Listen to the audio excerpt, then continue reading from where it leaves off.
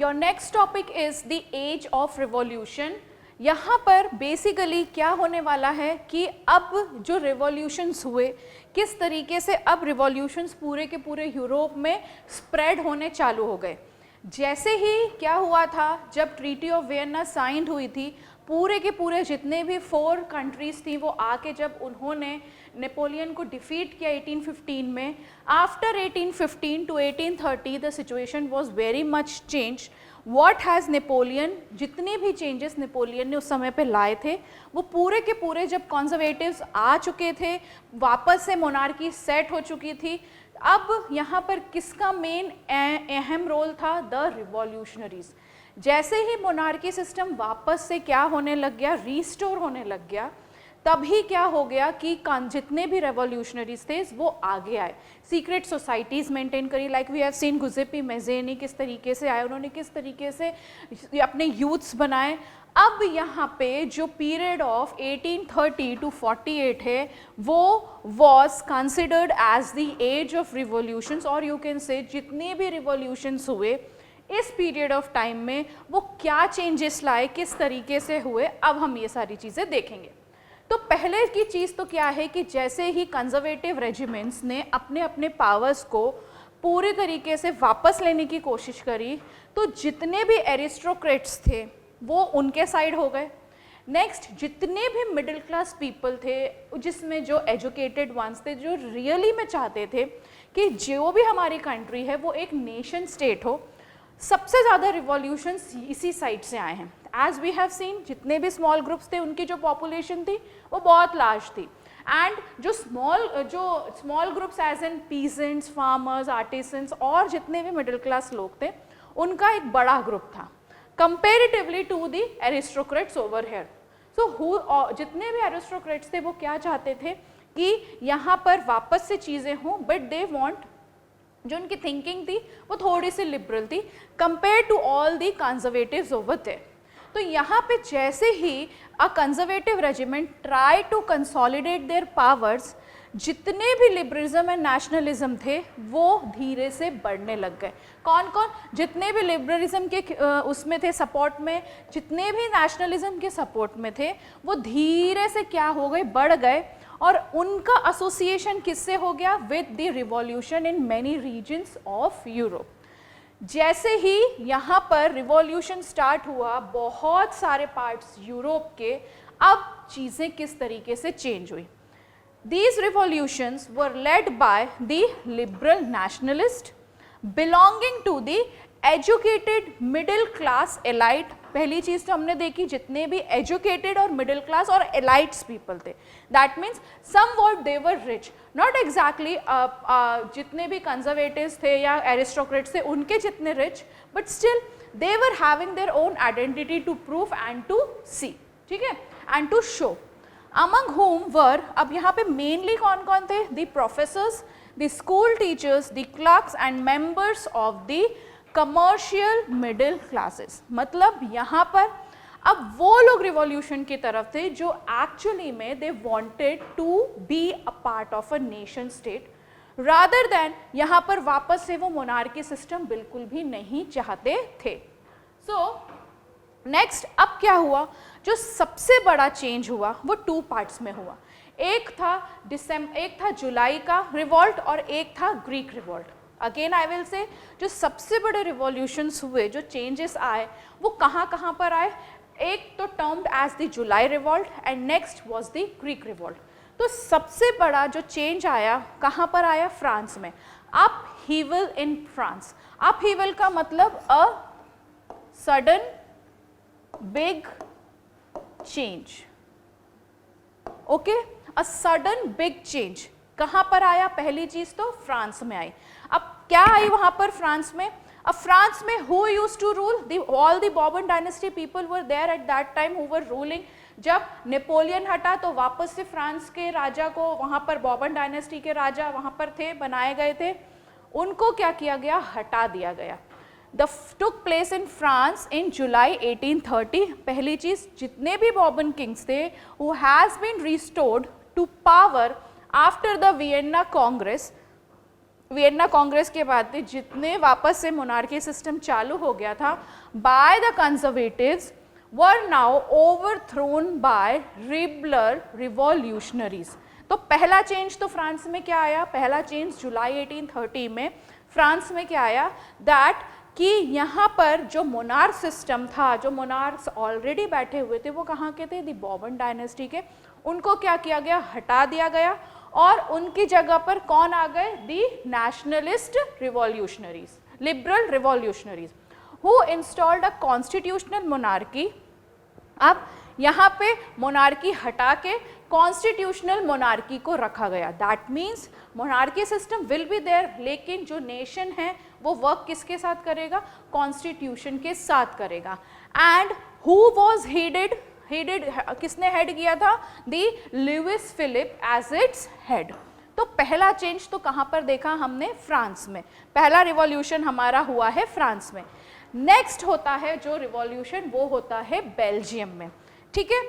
The July revolution जिसको termed as किया गया है, पहला जुलाई रिवॉल्यूशन जो था वो फ्रांस में हुआ, सेकेंड जुलाई रेवोल्यूशन हुआ वो था बेल्जियम में, the uprising in Brussels. The July Revolution sparkled an uprising in Brussels, which led to Belgium breaking away from the United Kingdom of Netherlands. पहले अगर हम देखें तो जो बेल्जियम था वो was a part of what, the United Kingdom of Netherlands. But जब revolution हुआ तो यहाँ पे बेल्जियम एक अलग कंट्री बन गया, नीदरलैंड उससे हट गया, तो दूसरा रिवॉल्यूशन क्या हुआ, बेल्जियम में, ठीक है। नेक्स्ट जो रिवॉल्यूशन था वो था ग्रीक में, ठीक है।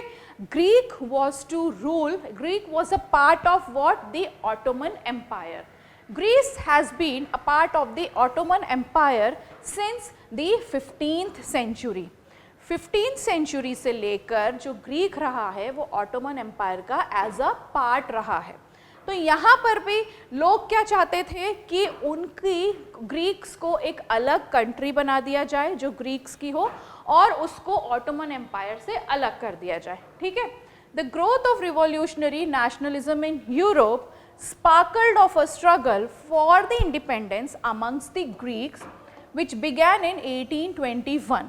1821 से यहाँ पर जो लोग थे वो चाहते थे कि हमारी जो कंट्री है वो इधर से हट जाए, ऑटोमन एम्पायर से हट जाए, and they wanted their nation as the nation state, ठीक है।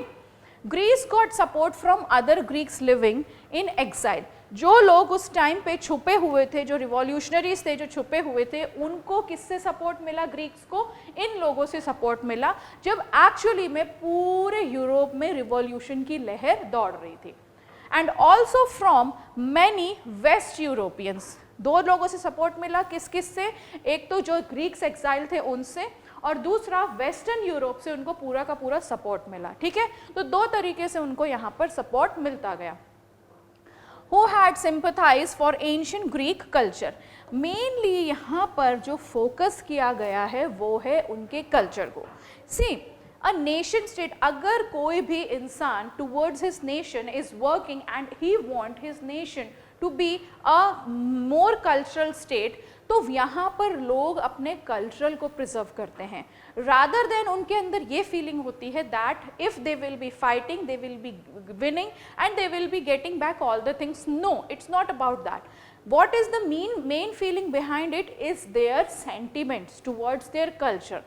Nobody in this whole world want कि यहाँ पर क्या हो, हमें हमारी लैंग्वेज, हमें हमारे कल्चर से हटाया जाए, whosoever it may be, चाहे वो कोई ग्रीक हो, चाहे वो कोई यूरोपियन कंट्री में कोई भी लोग हो, first and foremost they don't want to leave their language. Same was the case of Greek people also. So here जो कल्चरल इम्पोर्टेंस इन लोगों ने अपने लिए दिखाई है that they do not want to leave it, ये क्या होता है, सबसे मेन पार्ट होता है to show the nation's feeling, जो नेशंस के प्रति जो अपनी फीलिंग है, द लविंगनेस है, वो दिखाता है, ठीक है।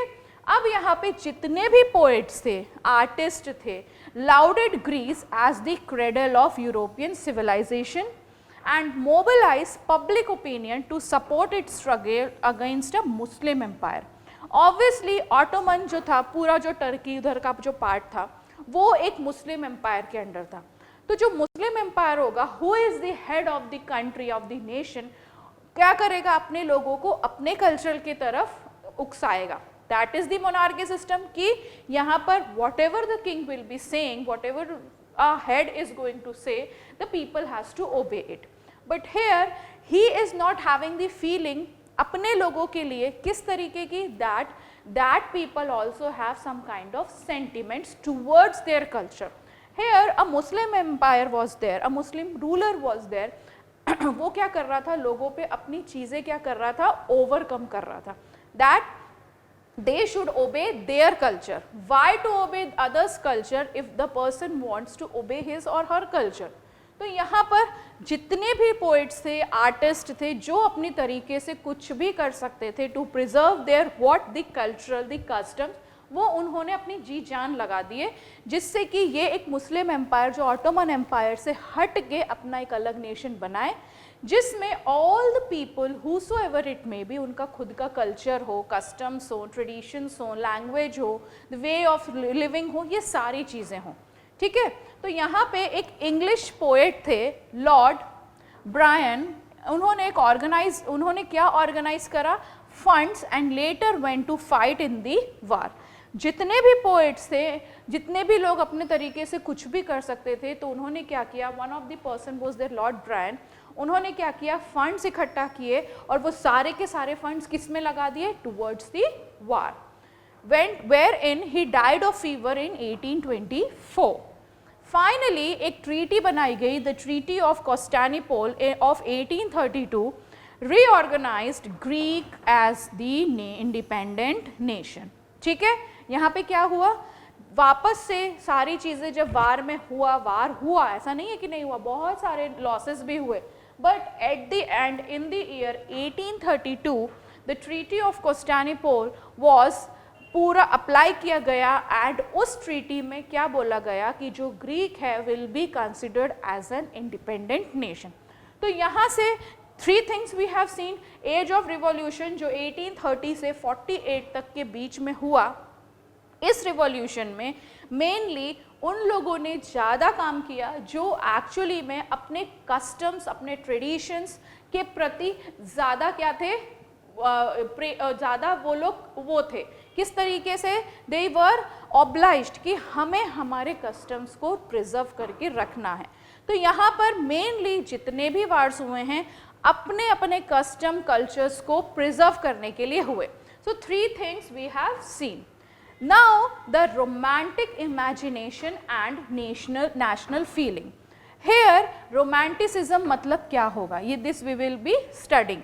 अब अभी तक हमने देखा रिवॉल्यूशंस हुए, किस तरीके से मोनार्की वापस सेट हुई थी after the war of defeat of the Napoleon in 1815 till 1830 to 48 we have seen what the revolutions only among the countries because of one common feeling that they wanted to preserve their what, the nature, the nation, the culture. So here the development of nationalism did not come from about only through wars. यहाँ पर अगर हम बात करेंगे development की, जो nationalism की प्रति हुई, वो सिर्फ और सिर्फ वार से नहीं आई है, एंड टेरिटोरियल एक्सपेंशन, ये और कहाँ से आई है, culture played an important role. जो मेन थिंग थी, जो इम्पॉर्टेंट थी यहाँ पे to the people was their culture. It played an important role in creating the idea of the nation. ठीक है, यहाँ पे the first and foremost, the most important thing जो चीज़ थी वो क्या थी, हमारा कल्चर, जो उन लोगों का कल्चर था जो उनसे कभी भी नहीं छूटा। भले ही वार में बहुत नुकसान हुआ हो, हर चीज़ हुई हो, लेकिन यहाँ पर उनसे उनका क्या नहीं छूटा, the cultural sentiments। ठीक है, art and poetry, stories and music helped express and shape nationalist feeling. nationalist feeling को किस तरीके से एक्सप्रेस किया जाए, वो सबसे मोस्ट इम्पॉर्टेंट कहाँ पर हुआ, through poetries, through arts, through canvases etcetera. ठीक है, अब यहाँ पे what do you mean by romanticism? A cultural movement which sought to develop a particular form of nationalist sentiments. Nationalist sentiments को किस तरीके से कल्चरली शो करना, the feeling of love towards the nation show करने को हम क्या बोलते हैं, the romanticism. Their effort was to create a sense of shared collective heritage. यहाँ पर अपने हेरिटेज को किस तरीके से प्रिजर्व करके रखना है, ये सबसे मोस्ट इम्पॉर्टेंटली शो किया गया है। A common cultural past as the basis of the nation. अब यहाँ पे जितने भी लोग हैं, सी यहाँ पर अगर हम बात करें दी मोनार्क्स की, जो एक हाई एलाइट्स पीपल हुआ करते थे, and all other small groups जो पीजेंट्स हैं, मिडिल क्लास पीपल हैं, तो अगर हम इन दोनों को कंपेयर करें तो can you find the sharing of oneness जो हमारी हेरिटेज को प्रिजर्व करके रख सकता है, वो कौन करके रखता है? क्या वो मोनार्क हैं या वो स्मॉल ग्रुप्स हैं जो ये सारी चीज़ों को देखते हैं? तो द आंसर विल बी ये वो ग्रुप्स हैं जो एक्चुअली में अपने हेरिटेज से बहुत ज़्यादा प्यार करते हैं, अपने सेंटिमेंट्स, अपने कल्चर को इस तरीके से प्रिजर्व करके रखना चाहते हैं सो दैट उनका जो नेशन है वो इस तरीके से डिफाइन करे, चाहे वो कहीं के भी हों, चाहे वो इंडियन हो, चाहे वो अमेरिकन हो, चाहे वो यूरोपियन हो, हूसोएवर इट मे बी। तो यहाँ पे क्या होता है, अपने कल्चर को प्रोटेक्ट करने के लिए जो सबसे ज़्यादा इम्पॉर्टेंट रोल प्ले करता है, ये वो लोग प्ले करते हैं जो एक्चुअली में इन सारी चीज़ों के साथ रहते हैं, rather than the people who are the monarchs और द एलाइट्स वन, बिकॉज वो तो चेंजेस चाहते हैं कि जितने भी लोग हैं वो उनके लिए काम करें। यहाँ पर वो उनके लिए काम भी करते हैं, प्लस अपने जितने भी फेस्टिवल्स हैं, जो भी कस्टम्स हैं, उनको भी वो क्या करके रखते हैं, प्रोटेक्ट करके रखते हैं। Other romantics such as the German philosopher John Gottfried Herder, जो claimed that true German culture was to be discovered among the common people, जिसको हम दासवोक, जिसको उन्होंने क्या कहलाया, दासवोक, मतलब जितने भी हेरिटेज हैं, जो कल्चर्स हैं, जो कस्टम्स हैं, जिनको प्रोटेक्ट करके अगर कोई रख सकता है, वो कौन रख सकता है, the common people known as what, the दासवोक, ठीक है। And who said this, John Gottfried. It was through folk songs, folk poetry and folk dances. यहाँ से folk songs हम देख सकते हैं, folk poetry देख सकते हैं, folk dances देख सकते हैं, that the true spirit of the nation was popularized. ठीक है? So collecting and recording these forms of folk culture was essential to the project of nation building. ठीक?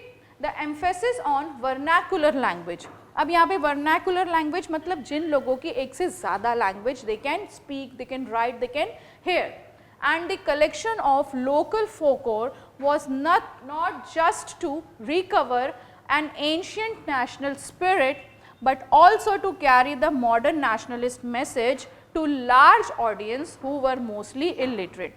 अब यहाँ पर क्या होता था, हर कोई तो उस टाइम पे लिटरेट नहीं होता था, लेकिन सबको अपने अपने कस्टम्स, कल्चर्स, उनके ट्रेडिशंस क्या होते हैं, उनकी हेरिटेज जो उन्हें प्रिजर्व करके रखी है, वो हर कोई सिर्फ पढ़े लिखे से तो नहीं जान सकता। तो ऐसे लोगों के लिए जो उस टाइम पे पढ़े लिखे नहीं भी होते थे, उनके लिए फोक डांसेस बनाए जाते थे, फोक पोइट्रीज बनाई जाती थी, जितने भी पिक्चर्स होते थे फोक से रिलेटेड वो पेंट करी जाती थी, so that they should know our culture. अब यहाँ पे हर कोई तो लिटरेट नहीं है, तो यहाँ पे जो इलिटरेट भी है, common people you can say, जो हर कैटेगरी में you can see, you will be finding it on the literate part also, on the illiterate part also. तो दोनों parts of the people can easily understand these kind of thing, जिसे वो romanticism उन्होंने define किया है, ठीक है। This was specially so in the case of Poland. See, Poland का क्या हुआ था, एज वी ऑल नो, जो रशिया है वो सबसे ज़्यादा स्ट्रॉन्ग नेशन पहले भी रहा है और आज की डेट में भी वो सबसे ज़्यादा स्ट्रॉन्ग है। This case applies totally on Poland. Poland was the small country you can से which had been partitioned at the end of the 18th century by the great powers of Russia, Prussia and Austria. ठीक है, तो ये जो Poland रहा है वो तीनों पार्ट्स के लिए वो रहा है, चाहे वो रशिया का हो, प्रूरशिया का हो या ऑस्ट्रिया का हो। Language too played an important role in developing nationalist. अब पोलैंड में क्या हुआ था, Poland is a small state as compare to the Russia, ठीक है। तो यहाँ पे क्या हुआ था, all the peoples also wanted, यहाँ पे पोलैंड के लोग क्या स्पीक करते थे, Poland people use to speak Polish language, ठीक है। और रशिया में obviously you will be find what language, Russian only. So here it is a big continent, ये बहुत बड़ा कंट्री है, और यहाँ पे जो पोलैंड है comparatively to Russia is just the small in number. तो क्या हुआ था, पोलैंड के लोग पॉलिश स्पीक करते थे और रशिया के लोग क्या स्पीक करते हैं, Russian. Poland as we all know is the most powerful among all. तो यहाँ पर रशिया ने जब पोलैंड को कॉन्कर करने की कोशिश करी थी तो ये भी था कि language was also the most important thing, because अगर जो स्ट्रॉन्गेस्ट पार्ट है वो अपने कम को ओवरकम ही करेगा। तो यहाँ पे पोलैंड के लोगों को क्या किया, इन्होंने रशियंस ने रशिया बोलने पे लिए बहुत ज़्यादा मजबूर किया। एट द एंड पोलैंड ने वॉर किया, but as we all know Russia is the strongest one, तो पोलैंड जीत नहीं पाई। बट स्टिल जो उनके सेंटिमेंट्स थे टुवर्ड्स देयर नेशन, जो उनकी लैंग्वेज थी, जो मोस्ट इम्पॉर्टेंट थिंग थी, वो उन्होंने लास्ट तक लड़े। लेकिन तब भी क्या हुआ, Russia was the winner and Poland was the loser. तो हेयर यहाँ पर सबसे ज़्यादा रोल जिसने प्ले किया है वो है लैंग्वेज। तो लैंग्वेज ने सबसे ज़्यादा इंपॉर्टेंट रोल प्ले किया है इन डेवलपिंग नेशनलिस्ट सेंटिमेंट्स। नेशन के प्रति एक सेंटिमेंट्स का जो मोस्ट इम्पॉर्टेंट पार्ट होता है is your language. After Russian occupation, the Polish language was forced out of schools and the Russian language was imposed everywhere. वही चीज़ हुई, पोलिश लैंग्वेज को एक साइड कर दिया गया। अब पोलैंड के लोग जो शुरू से ही अपनी भाषा के प्रति स्टिक थे, उनको वो भाषा छोड़नी पड़ी, बिकॉज रशिया के कंट्रोल में था कौन, the Poland. So this was the case of the romanticism. यहाँ पे क्या हुआ था, अपने सेंटिमेंट्स को एक्सप्रेस किया, though they were small in number, they were unable to bag it, ठीक है। In 1831, an armed rebellion against Russian rule took place, which was ultimately crushed. Following this, many members of the clergy in Poland began to use language as a weapon national resistance. As a result, a large number of priests and bishops were put in jail or sent to Siberia. अब यहाँ पे जो लोग उनके साथ थे वो तो उनके साथ रहे because they wanted to live. But those who were actually in support of the polish language, उनके साथ क्या क्या चीज़ें हुई, पहले तो स्कूल से रशियन लैंग्वेज लगा दी गई और पॉलिश को बिल्कुल ही साइड बाय कर दिया। नेक्स्ट, अब जितने भी वहाँ पर क्लर्जीज थे, प्रीस्ट थे, उनको क्या कर दिया, जेल में डाल दिया गया, या तो अपने अकॉर्डिंग क्या कर दिया गया, सर्बिया में मरने के लिए छोड़ दिया गया, because as we all know Siberia is the most coldest country. तो यहाँ पर उनके साथ ये चीज़ें हुई। Russian authorities as punishment for their refusal to preach Russian, यहाँ पे रशियन को ही प्रीच करना पड़ेगा, रशियन के साथ ही रहना पड़ेगा, रशियन लैंग्वेज, कस्टम्स, ट्रेडिशन सारे वही यूज़ करने पड़ेंगे। जो यूज़ करेगा that is well and good, जो यूज़ नहीं करेगा अकॉर्डिंगली उसको पनिशमेंट्स ऐसी दे दी गई। The use of Polish came to be seen as a symbol of the struggle against the Russian dominance. तो यहाँ पे पोलैंड का example is the best example to see their cultural sentiments towards their nation. तो यहाँ पे nation के प्रति उनको प्यार रहा है, सिर्फ वार से ही सारी चीज़ें नहीं दिखाई जाती कि that they are having the feeling of love towards their nation. यहाँ पे because they wholly and solely wanted to preserve their what, their cultural sentiments, जो उनके साथ आखिरी तक रहते हैं। Next is your hunger, hardships and the popular revolt. अब इस टाइम पे क्या हुआ था, अगर हम 1830s की टाइम देखें तो यहाँ पर 1830s का अगर हम टाइम देखें, दिस वॉज द ईयर जो सबसे ज़्यादा यहाँ पर पॉपुलेशन रेज हुई है यूरोप में, ठीक है। एक ग्रेटेस्ट इकोनॉमिक हार्डशिप भी हुई है, क्योंकि जो first half of the 19th century था, यहाँ पे इंक्रीज इन पॉपुलेशन है बहुत ज़्यादा, कहाँ पर, पूरे के पूरे यूरोप में, ठीक है। In most countries there were more seekers of job than unemployment. अब यूरोपियन कंट्रीज में जो सबसे ज़्यादा दिक्कत आई, पहली चीज़ तो पॉपुलेशन रेज हुई, दूसरी चीज़ यहाँ पर क्या हुई, जॉब सीकर्स ज़्यादा थे जॉब देने वालों से कंपैरेटिव, मतलब सीकर्स ज़्यादा हैं और अनएम्प्लॉयमेंट, जो एम्प्लॉयमेंट देने वाले हैं वो बहुत ही कम है। Population from rural areas migrated to the cities to live in overcrowded slums. अब जितने भी लोग थे जो जॉब के सिलसिले में थे, जिनको काम चाहिए था, वो रूरल एरिया से अर्बन एरियाज की तरफ बढ़ना चालू करते हैं और वहाँ पे जाकर छोटे छोटे स्लम एरियाज बनाते हैं जिसमें वो रहना स्टार्ट करते हैं। ठीक है, तो यहाँ पर क्या होता है, parallel to the revolts of the poor, unemployed and starving peasants and workers in many European countries in the year 1848, a revolution led by educated middle class was the underway. In other parts of Europe where independent nation state did not yet exist, such as, अब पहली चीज़ तो यहाँ पे क्या हो रहा था, hunger हुई, हार्डशिप्स किस तरीके की हुई कि they were not having the job. अब यहाँ पर जब जॉब नहीं है तो पीपल क्या कर रहा है, माइग्रेट कर रहा है from rural to urban areas में और वहाँ पे छोटे छोटे स्लम्स में जाके वो रह रहा है। जब वो यहाँ पर रह रहा है तो अनएम्प्लॉयमेंट अभी भी है, लेकिन यहाँ पे चीज़ें क्या हो रही है, अनएम्प्लॉयमेंट के साथ साथ और क्या चीज़ें हैं यहाँ पर, they are not getting the proper food to it. अब यहाँ पर हर कोई स्टेट क्या था, हर कोई स्टेट नेशन स्टेट नहीं था। ठीक है, अभी तक हमने जितने भी देखे हैं वो नेशन स्टेट जब बने हैं जब उन्होंने वार किया, लेकिन उस यूरोपियन कंट्रीज में और भी ऐसी कंट्रीज थी जो अभी भी नेशन स्टेट नहीं थी।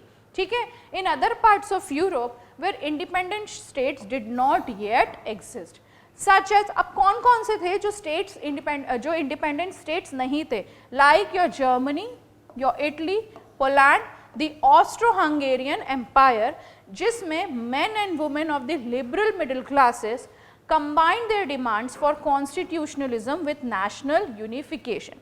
तो यहाँ पे क्या हुआ, अब कौन रिवॉल्यूशन की तरफ आगे बढ़ रहा है, the liberal peoples. Liberal peoples में कौन कौन आता है, the educated allied people, all your बड़ा सा ग्रुप जो हमने देखा था जिसमें पीजेंट्स भी हैं, फार्मर्स भी हैं, मिडिल क्लास पीपल भी हैं, स्टूडेंट्स भी हैं जो अब अपने लिबरलिज्म चाहते थे। यहाँ पर अब क्या चेंजेस आए, in German regions a large number of political associations whose members were middle class professionals. तो पहली चीज़ तो क्या देखें हम, जर्मन रीजन में जो मेनली जो लार्ज ग्रुप ऑफ पीपल था वो कौन कंस्टिट्यूट करता था, the middle class professionals, businessmen and prosperous artisans came together in the city of Frankfurt and decided to vote for all German National Assembly. तो यहाँ पर एक चीज़ तो हो गई, रिवॉल्यूशन कैसे स्टार्ट हो रहा है, अब धीरे धीरे ऑल ओवर दी कंट्रीज़ में जो नेशन स्टेट नहीं है, पहला आया हमारा जर्मनी, जहाँ पे जितने भी मैन वुमेन थे, जितने भी लार्ज पॉलिटिकल एसोसिएशंस रही हैं, जितने भी मिडिल क्लास प्रोफेशनल्स जिनने बनाई थी, बिजनेसमैन थे, प्रॉस्परस आर्टिसंस थे, वो इकट्ठा हुए और फ्रैंकफर्ट में इकट्ठा हुए और उन्होंने क्या डिसाइड किया, that they are going to form an all German national assembly. 18 में 1848 में क्या हुआ, 831 elected representatives marched in a festive procession to take their places in the Frankfurt parliament, convent the church of Saint Paul. ठीक है, तो पहला change तो ये आया कहाँ पर, जर्मन में। दे ड्राफ्टेड अ कॉन्स्टिट्यूशन, अब उन्होंने कॉन्स्टिट्यूशन ड्राफ्ट किया कहाँ पर, किसके लिए, for a German nation to be headed by monarchy subject to a parliament. Monarchy अभी भी हेड रहेगा, लेकिन जितना भी सारा मैटर रहेगा वो थ्रू पार्लियामेंट ही जाएगा। ठीक है, when the deputies offered the crown on these terms to Friedrich Wilhelm IV। ठीक है, तो यहाँ पर हेड कौन बना, वहाँ जर्मन पार्लियामेंट का फ्रेडरिक विलियम IV, जो किंग ऑफ क्रोएशिया भी थे। He rejected it and joined other monarchs to oppose the elected assembly। वापस से वही सिनारियो हो गया। अब यहाँ पे क्या हुआ, जब जर्मनी में किंग पूरी तरीके से काम नहीं कर पा रहा था तो लोगों ने क्या किया, प्रोटेस्ट करना चालू किया। प्रोटेस्ट करने में they form the parliament, they form the constitutional monarchy. Monarchy में यहाँ पर क्या था, मोनार्की रहेगी लेकिन जितने भी काम रहेंगे वो कौन हेड करेगा, द कॉन्स्टिट्यूशन के थ्रू ही काम होंगे। King did not like it, भले ही उसको हेड बनाया जा रहा था, बट हेयर अगेन वही वाली सीन हो गई, हेड तो बनाया जा रहा था लेकिन यहाँ पर जितने भी काम होंगे, जितने भी मेन इंपॉर्टेंट डिसीजंस होंगे वो किंग नहीं लेगा, वो कौन लेगा, पार्लियामेंट लेगी। और जो भी कॉन्स्टिट्यूशन ड्राफ्ट होगा वो उस किंग को क्या करना पड़ेगा, अपनाना पड़ेगा। King seriously rejected it, he rejected it और अदर मोनार्क्स के साथ जाके उसने अपनी एक अलग एसोसिएशन बना ली। हेयर अब यहाँ पर जो अरिस्टोक्रेट्स अपोज कर रहे थे and military became stronger, the social basis of the parliament eroded. The parliament was dominated by the middle class. अब यहाँ पे कौन डोमिनेट कर रहा है पूरे के पूरे पार्लियामेंट को, अगेन जिन्होंने प्रोटेस्ट किया था, किसके लिए, किंग के लिए, मीन्स पूरे के पूरे जर्मन एम्पायर के लिए। तो यहाँ पे डोमिनेंस किसका बढ़ गया, दी मिडिल क्लास का, who were resisted the demands of worker. अब यहाँ पर उन्होंने क्या चेंजेस लाए कि जो वर्कर्स हैं, आर्टिस्ट हैं, वो खुलेआम काम कर सकेंगे एंड जितने भी काम होंगे यहाँ पर उनको पूरी तरीके से वो काम करने होंगे। In the end, troops were called in and the assembly was forced to disband. अब यहाँ पे क्या हुआ, मिलिट्री के साथ आके जब किंग आया तो पूरी की पूरी उसने क्या करी, फोर्स के साथ उस एसोसिएशन को डिसबैंड कर दिया। वुमेन, अब यहाँ पे पहली चीज तो क्या ही हुई थी कि किंग जितने भी आर्टिस्ट पोएट्स रहेंगे वो अपने काम के लिए रहेंगे। Second thing, all the men who will be of age 21 will be having the right. Here again जितनी भी वुमेन्स थी उनको राइट टू वोट अभी भी नहीं मिला था। अब यहाँ पे क्राइटेरिया क्या था, मेन रहेंगे, वोटिंग रहेगी, सारे एजेस की जो एज ऑफ 21 के रहेंगे सारे। पहले क्या क्राइटेरिया था, राइट टू उनकी प्रॉपर्टी होनी चाहिए, ये होनी चाहिए कि किस तरीके से वो काम कर रहे हैं, अपने टैक्स का कितना 1/3 दे रहे हैं, ये सब हटा दिया गया। ऑल दी मेन, किसी भी एज का, मतलब 21 अबव या 21 ऑफ एज का अब यहाँ पे राइट टू वोट कर सकता है। तो वुमेन ने यहाँ पर क्या किया, obviously womens were not going to like it, तो उन्होंने अपनी अलग एसोसिएशन, पॉलिटिकल एसोसिएशन फ्रेम कर ली, founded newspapers and taken part in political meetings and demonstrations. तो यहाँ पर वुमेन्स का क्या क्राइटेरिया होने लग गया, अब वो डिमॉन्स्ट्रेशंस करने लग गए, पॉलिटिकल मीटिंग्स अपनी अपनी करने लग गई, या अपना एक अलग ही ग्रुप बना हो गया था वुमेन्स का। Despite this, were denied suffrage rights during the election of the assembly. किस लिए, क्या मेन अपोजिशन की वजह से उन्होंने अपनी कमिटीज, एसोसिएशंस बनाए थे, that still यहाँ पर 48 तक आते आते भी women's have not got the right to vote. ठीक है, when the Frankfurt Parliament convened in the Church of St. Paul, women were admitted only as the observers to stand in the visitors gallery. ठीक है, German में नया parliament form हो गया, उसको disband भी कर दिया गया, बट स्टिल जो कॉन्स्टिट्यूशन फ्रेम किया गया वहाँ पर womens were not having any right to vote. This by seeing it, तो यहाँ पर अलग पॉलिटिकल मीटिंग्स होने लगी, यहाँ पे सिर्फ और सिर्फ वुमेन्स होंगे, उनके कैंपेन्स होंगे, उनके डेमोन्स्ट्रेशंस होंगे, और वो सिर्फ और सिर्फ पार्लियामेंट में एज एन ऑब्जर्वर रहेंगी, रादर देन यहाँ पर वो क्या होनी चाहिए थी, एज द मेन पर्सन, और you can say the parliament's person, but यहाँ पर वुमेन्स को again they have not got any right to work.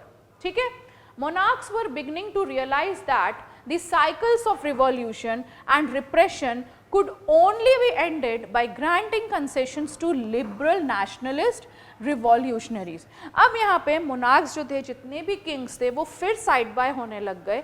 Side by होने के साथ साथ उनको ये फीलिंग आने लग गई दैट ये जितने भी revolutions हो रहे हैं ऑल ओवर द कंट्री में, पूरे यूरोप में, उनको सिर्फ और सिर्फ इसलिए शांत किया जा सकता है जब उनको कंसेशंस दिया जाए, किसमें किसको, लिबरल नेशनलिस्ट रिवॉल्यूशनरीज को किस तरीके से कंसेशन दिया जाए। Hence in the year after 1848 the autocratic monarchies of Central and Eastern Europe began to introduce the changes that had already taken place in Western Europe before 1815. Napoleon ने क्या किया था, सारे चेंजेस करे थे, बहुत अच्छे चेंजेस करे थे, दो ही was the villain but still he did many of the changes, जिससे लोगों में क्या हुआ, एक पॉजिटिविटी आई टूवर्ड्स हिम, दो ही was the villain only, but यहाँ पर फिर भी लोगों में चेंजेस आने लगे, जो उनके माइंडसेट थे कि yes we can get rid of the monarchs also and we can overcome also and we can get our own rights also. तो यहाँ पर जो 1815 में वेस्टर्न यूरोप में ऑलरेडी चेंजेस हो गए थे, वो 1848 तक आते आते ईस्टर्न और सेंट्रल पार्ट में अब चालू हुए थे। ठीक है, Thus, serfdom and bonded labor were abolished. Serfdom हमें पता था क्या है, जो लेबर्स किसके उसमें काम करते थे, जो जमींदारों के उसमें काम करते थे। In Britain they were not be able to get anything, rather than जितना भी प्रॉफिट होता था वो किसके पास जाता था, ऑल दी लैंडलॉर्ड्स। ठीक है, तो यहाँ पर उनको अबॉलिश किया गया, both in the Habsburg dominance and in the Russia. ठीक है, the Habsburg rulers granted more autonomy to the Hungarians in 1867. तो यहाँ पे अब ईस्टर्न और सेंट्रल पार्ट में भी बहुत सारे चेंजेस आने लग गए, जो ऑलरेडी 1815 से पूरा का पूरा वेस्टर्न यूरोप, जिसमें फ्रांस वगैरह ये सारी चीज़ें आती थी, वो ऑलरेडी वहाँ पर हो रहे थे। अब यहाँ पे जो जर्मनी है और इटली है, अब वो किस तरीके से नए उसमें नए यू कैन से नए इमेज में आया, now we are going to see that the making of Germany and Italy, किस तरीके से अब जो जर्मनी है वो नए सिरे से आता है। एज वी ऑल नो कि जब जर्मनी में लोग राजा के पास जाते हैं and they demanded for the constitution assembly, राजा उस चीज़ को मना कर देता है और क्या करता है, सीधे से मिलिट्री उन पे ओवरकम कर देता है, जिससे कि वो जितना भी मैटर रहता है वो सप्रेस हो जाता है। बट इससे भी जो मिडिल क्लास पीपल थे जर्मनी के, वो हार नहीं मानते हैं and again what they try to do. 1840 after 1848 nationalism in Europe moved away from its association with democracy and revolution, ये तो हमें पता है। अब जितने भी नेशनलिस्ट सेंटिमेंट्स थे लोगों के, वो ऑफन मोबिलाइज्ड बाय कंजर्वेटिव्स, ये हमने देखा किस तरीके से राजा के पास जाते हैं, बट स्टिल नथिंग हैपेंड। ठीक है, the liberal initiative to a nation building was however repressed by the combination forces of the monarchy. यहाँ पे मोनार्की के थ्रू लोगों ने क्या किया, उनका जितना भी मैटर था वो सप्रेस हो जाता है। अब जो लोग रहते हैं जर्मनी के, वो किसके पास जाते हैं, द पीपल ऑफ प्रूरेशिया, जिनको जंगर्स भी बोला जाता था। ठीक है, तो जंगर्स ऑफ प्रूरेशिया के पास ये लोग जाते हैं, बोलते हैं that we want a nation, Germany जो है वो एक यूनिफाइड नेशन होनी चाहिए। अब फ्रॉम देन प्रूरेशिया जो होता है वो पूरा का पूरा कंट्रोल अपने अंडर ले लेता है, सो दैट यहाँ पर वो जर्मनी को जर्मनी से वो वार करेगा, जीत गया तो ठीक, नहीं तो फिर वापस से वही चीज़ है जो मोनार्क सिस्टम चलता आ रहा है वैसे ही सिस्टम चलेगा। तो यहाँ पे प्रूरेशिया पूरा का पूरा लीडरशिप जो रहती है वो अपने साथ ले लेती है, movement for its national unification. अब जो उसका चीफ मिनिस्टर रहता है प्रूरेशिया का, वो कौन रहता है, Ottoman Bismarck was the architect of this process carried out with the help of Prussian army and also the bureaucracy। ठीक है, तो क्या हो रहा है, अभी तक हम क्या देख रहे हैं कि जितने भी लोग हैं जर्मनी के वो कहाँ जा रहे हैं, प्रूरेशिया के लोगों के पास जा रहे हैं, जिन्हें जंकर्स बोला जाता था। जंकर्स के पास जाते ही जितना भी पूरा का पूरा जो मैटर था रिवॉल्यूशन का, that they want this that, जो भी चीज़ें हमने देखी, वो अब किसके अंडर आ जाता है, प्रूरेशिया पूरा का पूरा अपने अंडर ले लेता है। मतलब पूरी की पूरी लीडरशिप अब किसके अंडर है, प्रूरेशिया के अंडर है, जिसका चीफ मिनिस्टर कौन है, ओटोमन बिस्मार्क। ठीक है, अब उन्होंने पूरा का पूरा ये डिज़ाइन किया, पूरा का पूरा आर्किटेक्ट किया इन सारी चीज़ों को कि किस तरीके से जर्मनी को एक यूनिफाइड नेशन बनाया जाए। 3 wars over 7 years, मतलब 3 वार हुए 7 साल तक, विथ अब किस किस के साथ हुए, with Austria, Denmark and France. This kind of question can be asked on your paper कि प्रो-एशिया के साथ जब वार हुआ था तब कौन कौन से जो नेशंस थे वो इन्वॉल्व हुए थे, how the war was lasted, कितने वार्स हुए और कितने टाइम तक वार्स लास्ट हुए. So these are the small questions जो 1 और 2 मार्क्स में you can get. Ended in Prussian victory, 3 wars of 7 years, जिसमें कौन कौन सी कंट्रीज इन्वॉल्व थी, the Austria, Denmark and France. ठीक है, जो एंड किस पे हुआ, प्रो-एशियन विक्ट्री पे, and completed the process of unification.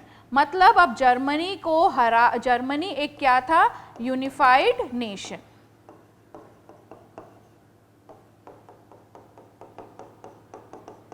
ठीक है,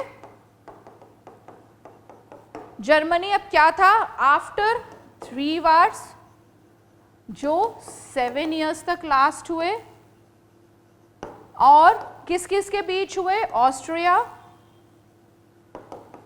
डेनमार्क और फ्रांस. ठीक है, तो यहां पर किसका प्रोसेस ऑफ यूनिफिकेशन कंप्लीट होता है, जर्मनी का यूनिफिकेशन कंप्लीट होता है. अब यहाँ पर 1871 तक आते आते प्रो-एशियन किंग को क्या बनाया गया, as the head of the nation. जो कौन थे, William I was proclaimed as the German emperor in the ceremony held at Versailles. So this was the unification of Germany. ठीक है, अब यहाँ पे क्या हुआ, on the bitterly cold morning of January 18, 1871, an assembly comprising the princes of the German states, representatives of the army, important pro-Russian ministers, including the chief minister Otto von Bismarck, gathered in the unheated hall of mirrors in the palace of Versailles to proclaim the new German emperor headed by Kaiser William of Prussia. ठीक है, तो यहाँ पर सारे के सारे लोग इकट्ठे हुए. हुसो जितने भी लोगों ने कंट्रीब्यूशन किया, लाइक ऑटोमन बिस्मार्क ने कंट्रीब्यूट किया, बहुत ज़्यादा कंट्रीब्यूट किया. He was the only person who was the architect of all this kind of things. उन सब के साथ कहाँ पर वो इकट्ठा हुए, unheated hall of mirrors in the palace of Versailles, जहाँ पर German emperor Kaiser William I को किंग ऑफ प्रो-एशिया जो थे उनको क्या बनाया गया, head of the nation. The nation building process in Germany had demonstrated the dominance of pro-Russian state power. The new state placed a strong emphasis on the moderning the currency. अब जो Kaiser William थे उन्होंने क्या क्या changes लाए, modernise किया गया currency को, बैंकिंग के सिस्टम्स को ठीक किया, लीगल और जितने भी जुडिशियल सिस्टम्स जो जर्मनी में शुरू से चले आ रहे हैं उनमें काफ़ी चेंजेस किया, and that was the good changes which was done.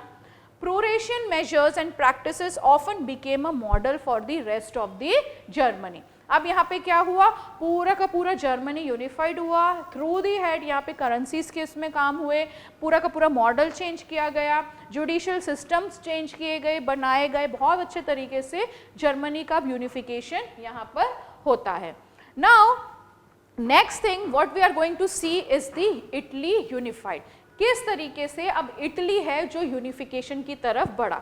Germany को हमने देखा किस तरीके से वार हुए और सारी चीजें होके Germany became the unified nation. So now we are going to see how the Italy gets unified. These are the 4 pictures who have played an important role in making Italy as a unified nation. ठीक है, as we have seen Mazzini, Cavour, Garibaldi and Victor Emmanuel. Lastly, he is the person who has became the head of the nation. And now how he became the head of the nation, अब हम ये चीज़ देखेंगे. See, पहली चीज़, during the middle of the 19th century, Italy was divided into the 7 states. जो पूरा का पूरा Italy है, अगर हम इटली का रीजन देखें तो वो 7 states में डिवाइडेड था. ठीक है, division between the 7 states. Only one, Sardinia predominant, was ruled by an Italian princely house. यहाँ पर एक छोटा सा देश यू कैन से जो कि सरदानिया predominant के अंडर रहता था. Now he wanted, he himself was an Italian, तो वो क्या चाहते थे कि इटली का जितने भी स्टेट्स हैं जो नॉर्थ ईस्टर्न और साउथ की तरफ से जितना भी पार्ट है उसको मुझे यूनिफाइड करना है। बहुत लोग आए, बहुत लोग गए, लेकिन ही वॉज द पर्सन जिसने ठान ली थी that he wanted Italy to be an unified one. तो क्या होता है, वो खुद एक रूलर रहते हैं। Even the Italian language had not acquired one common form and still had many regional and local variants. तो इटालियन होने के बाद भी, इटालियन देश होने के बाद भी ये एक वन नेशन नहीं था। They were having many conflicts among them.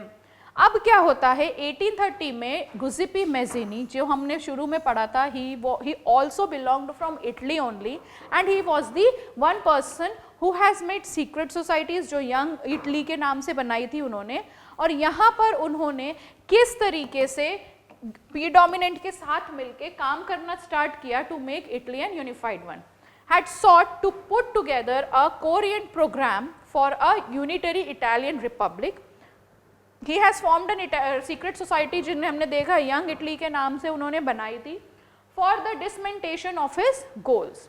The failure of the revolutionary uprising both in 1831 and 1848 meant that the Menti now fall on Sardinia Piedmont under the king ruler of King Victor Emmanuel II to unify the Italian states through war and had many problems.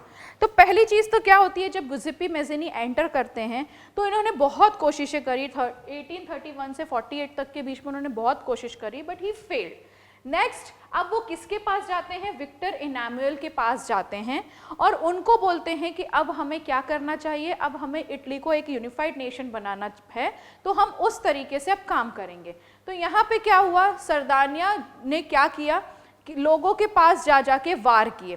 पहला इन्होंने जब ऊपर की तरफ, जब हमारा northern part में गए तो यहाँ पर उन्होंने उन लोगों के पास, we will see before unification Italy कैसा था, this is the kingdom of Sardinia and here it was divided into 3 parts. ये पोप के अंडर था, ठीक है, और ये लोकल पीपल्स जितने भी वहाँ पर जो हैं थे वो थे। आफ्टर इट यहाँ पर क्या हुआ, इटली ने तीनों पार्ट्स में क्या किया, कॉन्कर किया और इसको पूरा का पूरा एक यूनिफाइड नेशन बनाया और पूरा का पूरा इटालियन उसके कंट्रोल में।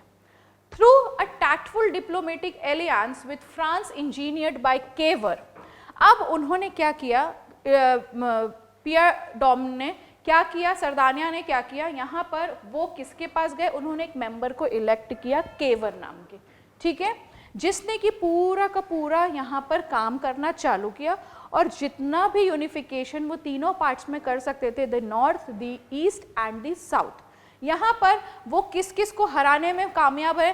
पहले तो उन्होंने ऑस्ट्रियन फोर्सेस को हटाया जो ऊपर की तरफ पे ऑस्ट्रियन फोर्सेस के थ्रू कंट्रोल्ड में थी, उनको हटाया। Apart from regular troops, a large number of armed volunteers under the leadership of Giuseppe Garibaldi joined the fray in 1860. They marched to the South Italy. अब ये यहाँ पर कहाँ पर आ रहे हैं, साउथ इटली की तरफ। पहले उन्होंने ऑस्ट्रियन पावर को वहाँ से हटाया through the help of Cavour and also the Garibaldi, ठीक है। यहाँ पर ऑस्ट्रियन पावर को हटा के इटली वापस इन्होंने यूनिफाइड किया। यहाँ पे कौन राज कर रहा था, pope already was there in the middle and south Italy में वहाँ पर उन्होंने वापस से किस तरीके से किया, जो अंडर आर्म्ड वॉलंटियर्स को ले जाके ये दोनों जो एरियाज हैं जो नॉर्थ के और साउथ के हैं उनको कॉन्कर कर लिया। बचा कहाँ पे, पोप का रीजन। तो pope was very much afraid of this kind of things happening all around the Italy, so ये ऑटोमेटिकली यहाँ पर पोप ने सरेंडर कर दिया।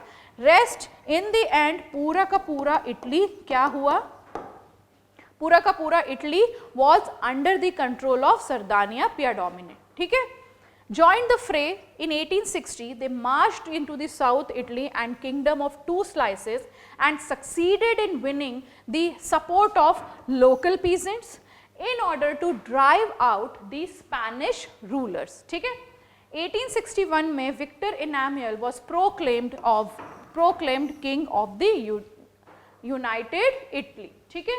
तो यहाँ पर with the help of all other states यहाँ पर विक्टर इमैनुएल को वापस से राजा बनाया गया एंड पूरा का पूरा जो Italy from north to south तक अलग अलग उसके कंट्रोल में था, उन सबको हटा के एक इटली को पूरा का पूरा यूनिफाइड नेशन बनाया गया।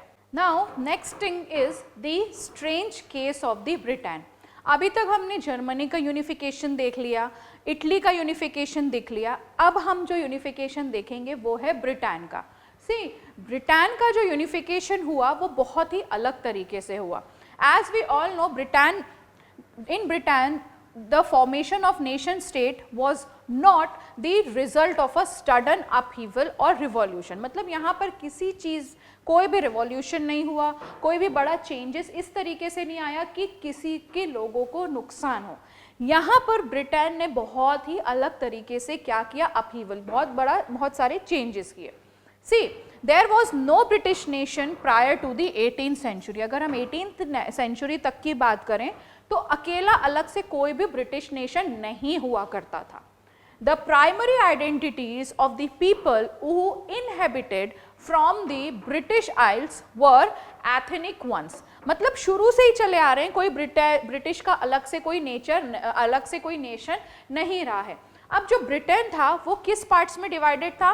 English, Welsh, Scot and Irish. See, for suppose this is the Britain, ठीक है, तो यहाँ पर कौन कौन सी चीज़ों में डिवाइडेड था? इंग्लिश अलग थे, वेल्श अलग थे, जो वेल्स में डिवाइड, जो Wales you can say the Wales people, the Scotland,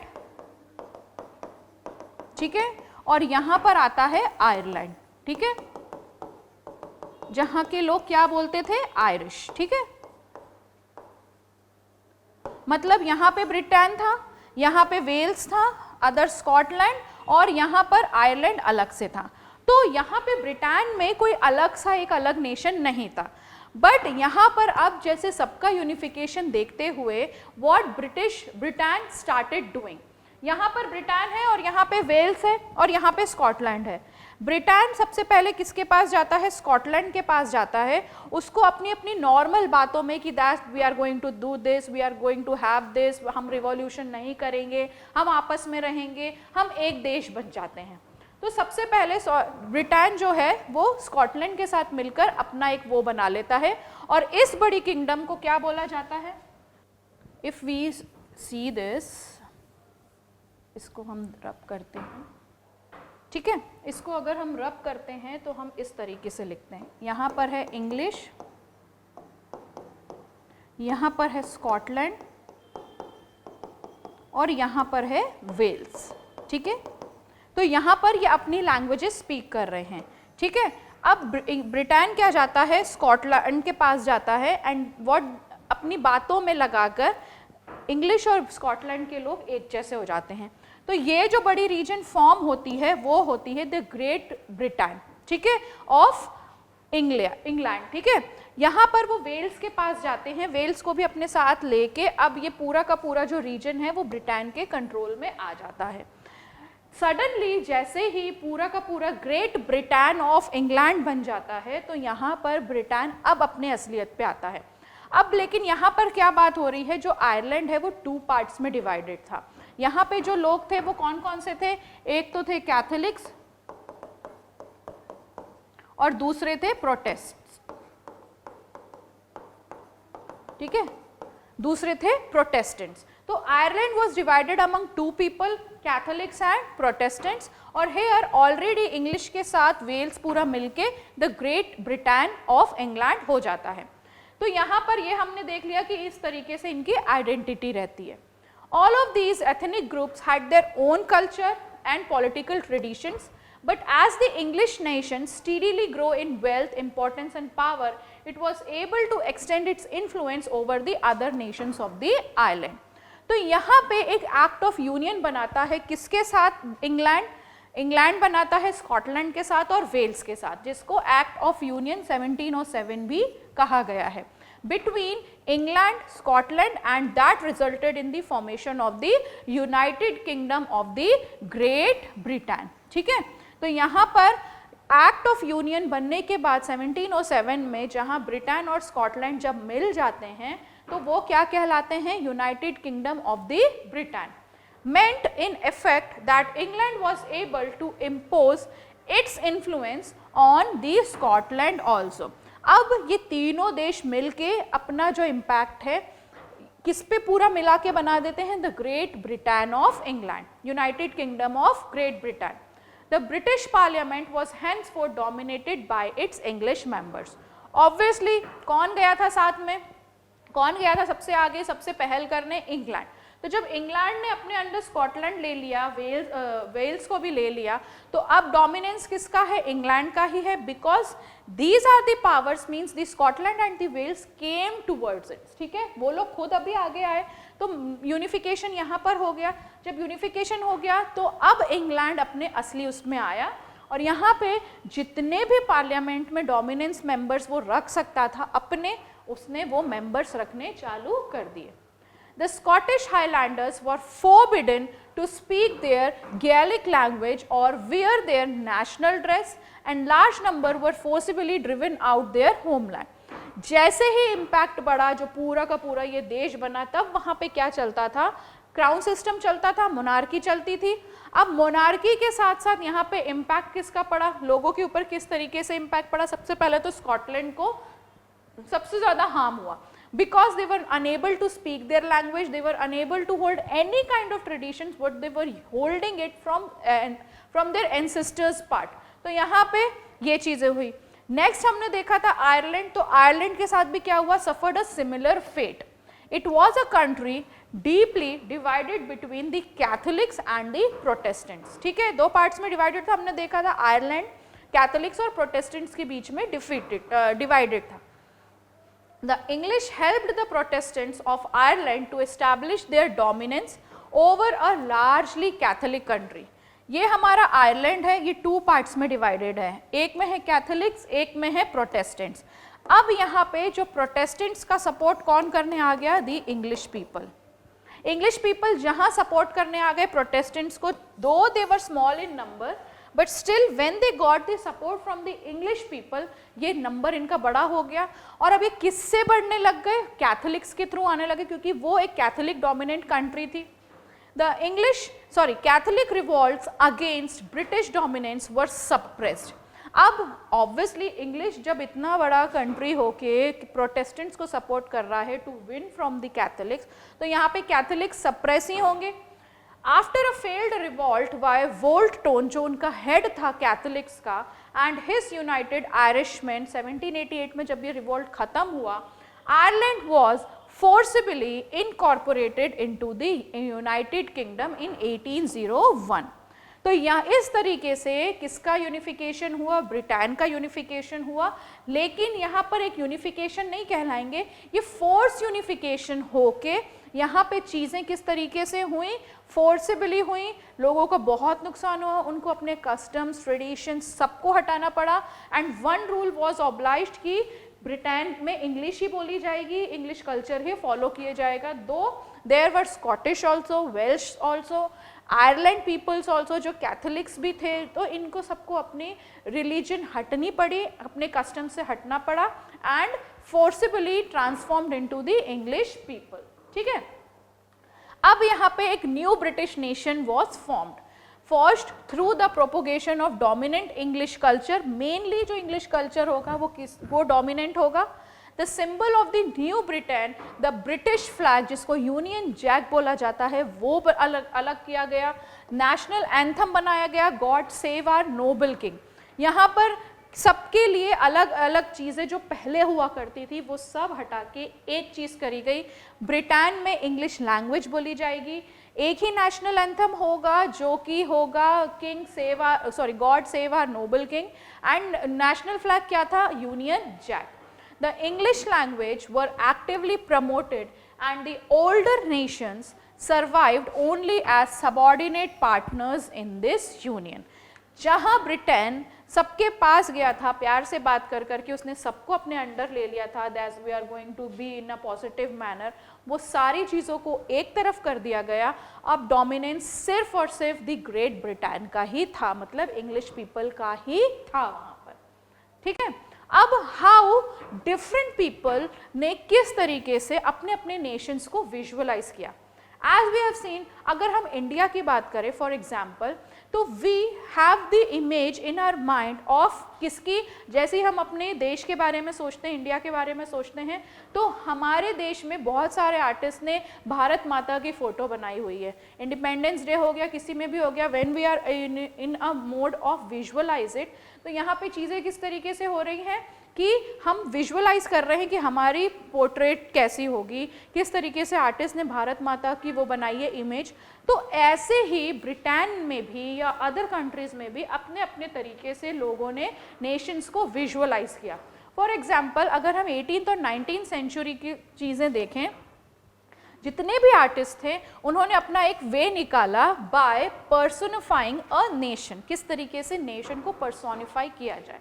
In other words, they represented a country as if it were a person. जैसे हम हमारी इंडिया को किस तरीके से पर्सोनिफाई करते, किस तरीके से एक इमेज हमारे मन में क्रिएटेड है कि we are having our goddess माता, ठीक है, वो कौन है हमारी, यू कैन से वो भारत माता जो हमने विजुअलाइज करते हैं, our India is our mother, ठीक है। ऐसे ही यहाँ पर अदर कंट्रीज के आर्टिस्ट ने भी उसी तरीके से विजुअलाइजेशन स्टार्ट किया। Nations were then portrayed as female figures. पहली चीज तो female figures, like India, other countries have also done the same. The female form that was chosen to personify the nation did not stand for any particular woman. कोई एक particular woman को हमने नहीं बनाई, was just visualize किया और चीजें create होती गई। In real life, rather it sought to give the abstraction of the nation for a concerned form. अब ये जितने भी फीमेल फिगर्स होती हैं उनको एक टर्म दिया गया है एलिगोरी, ठीक है, which is expressed through a person or a thing.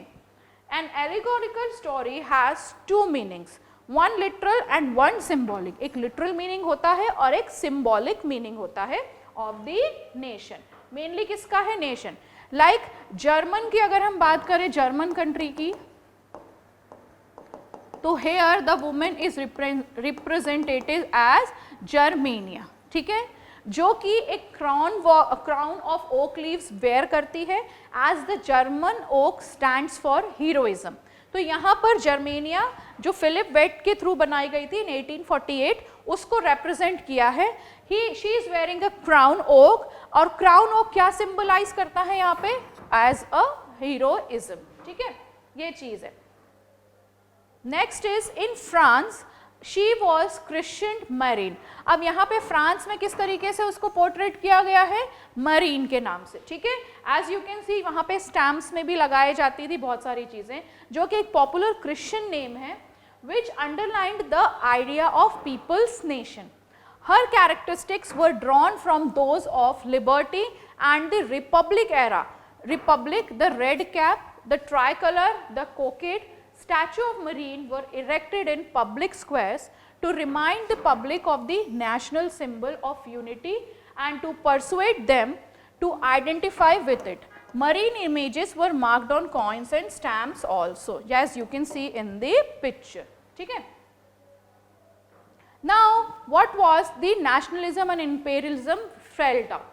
By the last quarter of the 19th century, nationalism no longer retained its idealistic, liberal, democratic sentiments of the first half of the century, but became a narrow creed with limited ends. During this period, the nationalist groups became increasingly tolerant of each other. See, पहली चीज़ तो यहाँ पर क्या है, जो हमारा topic है वो है नेशनलिज्म एंड इम्पेरियलिज्म। यहाँ पे nationalism, all we know is the feeling of love towards our nation. Second thing is your imperialism. जब यहाँ पे कोई एक रीजन दूसरे रीजन को कॉन्कर करने के लिए रहती है, तब यहाँ पे चीज़ें क्या होती हैं कि वो कॉन्कर करते करते किस पार्ट में पहुँच जाती है, किस तरीके से वार क्रिएट होता है, ये सारी चीज़ें होती हैं। तो ऐसा ही case we are going to study in this. अब यहाँ पे क्या हुआ था, by the last quarter of the 19th century जो भी नेशनलिज्म पूरी जगह पर फैल रहा था, बिकॉज अब यहाँ पे क्या हो रहा था, थ्रू वार्स ओनली और थ्रू इमोशनल फीलिंग्स ऑल्सो यहाँ पे चीज़ें क्या हो रही थी, अब यूनिफिकेशन की तरफ बोल रही थी। लेकिन वहीं on the other hand imperialism क्या कर रहा था, छोटे छोटे रीजन्स जितने भी थे वो फील कर रहे थे that they all want to be on a another territorial part. उनका एक अलग टेरिटोरियल पार्ट होना चाहिए जिसमें वो सबके ऊपर होना चाहिए। तो अब यहाँ पर ऐसा ही एक रीजन था द बाल्कन्स का, ठीक है। was the region geographical and ethnic variations comprising modern day, जो आज की डेट में कौन कौन सी बाल्कन्स रीजन कहलाती हैं, the Romania, the Bulgaria, Albania, Greece, Macedonia, Croatia, Bosnia, Slovenia, Serbia and Montenegro, whose inhabitants were broadly known as Slavs। जितने भी बाल्कन्स रीजन जितने भी हमने देखी उनका प्रॉपर एक पूरे तरीके से अगर हम देखें ऑटोमन एम्पायर के कंट्रोल में आता था ये बाल्कन्स रीजन, एंड इस पूरे रीजन्स को क्या बोला जाता था, Slavs. A large part of the Balkans was under the control of the Ottoman empire, ठीक है। The spread of the idea of the romantic nationalism in the Balkans together with the disintegration of the Ottoman Empire made this region very explosive।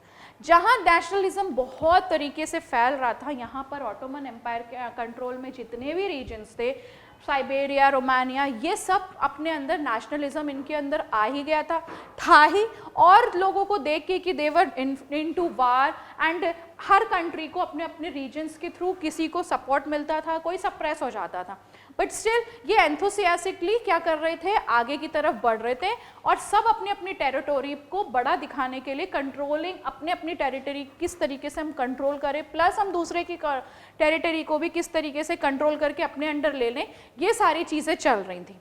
अब यहाँ पे Ottoman empire पूरा का पूरा क्या था, बढ़े जा रहा था सिर्फ और सिर्फ वार के तौर पे, ठीक है। So what happened, one by one its European subject nationalists broke away from its control and declared independence। जितने भी यहाँ पे स्टेट्स हमने देखे, कंट्रीज देखी, वो सब टूटती गई और सब अपने अपने एक दूसरे के कंट्रोल करने के लिए आगे बढ़ती गई।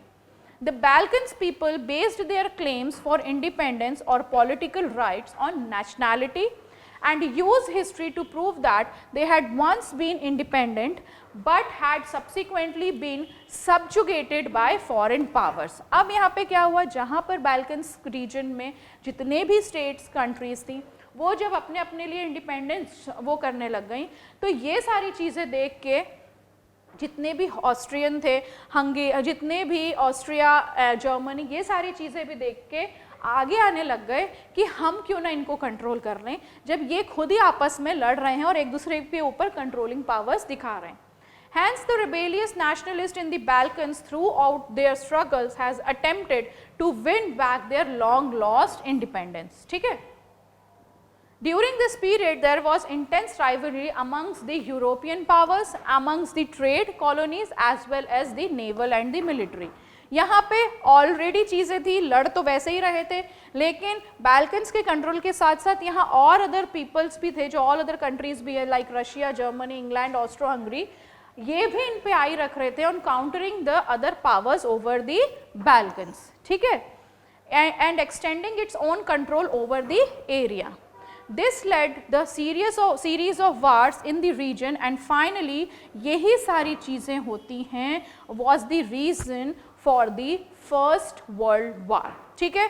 ऑटोमन एम्पायर ऑफ बाल्कन्स जितने भी थे जो कंट्रोल में थे, बाल्कन्स रीजन को पूरा कंट्रोल कर रहे थे, प्लस रोमानिया, हंगेरियन, जितनी भी कंट्रीज थी वो सब जब इंडिपेंडेंट नेशन मांग रही थी, तो जर्मनी, ऑस्ट्रेलिया, हंगेरियन, ये सारी चीज़ें, ऑस्ट्रो हंगेरियन जितनी भी आई वो सब आपस में लड़ी, and this was the main reason of the first world वार।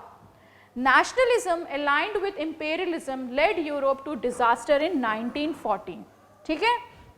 जहाँ नेशनलिज्म फैलता गया विद इंपेरियलिज्म के साथ कि किंग्स को भी लगने लगा हम इस पे भी कैप्चर कर लें, हम उस पे भी कैप्चर कर लें, हुआ कुछ नहीं, लोग और ज़्यादा क्या होने लगे, डिजास्टर मूवमेंट्स की तरफ बढ़ने लग गए, विच वॉज यहाँ पे फर्स्ट वर्ल्ड वार का क्रिएशन हुआ था। But meanwhile, many countries in the world which had been colonized by the European powers in the 19th century began to oppose imperial domination। वो हमने देखा ही किस तरीके से वो imperial domination को हटाने लग गए और nationalism को ही support करने लग गए। This was the main reason जहाँ पे nationalism भी spread होता गया, ठीक है। European ideas of nationalism were replicated, for people everywhere developed their own specific variety of nationalism. Her country ने अपने अपने तरीके से अपने अपने वेज से क्या करने लगे, नेशनलिज्म को स्प्रेड किया through revolutions only, through romanticism also. तो both of the things were there. जहाँ पर वार्स तो होते गए, मेन वार हमारा फर्स्ट वर्ल्ड वार सिर्फ और सिर्फ इसीलिए हुआ क्योंकि मोनार्की सिस्टम इतना ज़्यादा हैम्पर करती थी कॉमन पीपल को that they were unable to breathe also. But the idea that societies should be organized into nation states came to be accepted as the natural and also the universal. So this completes your chapter, the nationalism in Europe. Next lecture में हम नए chapter के साथ मिलते हैं. Thank you so much.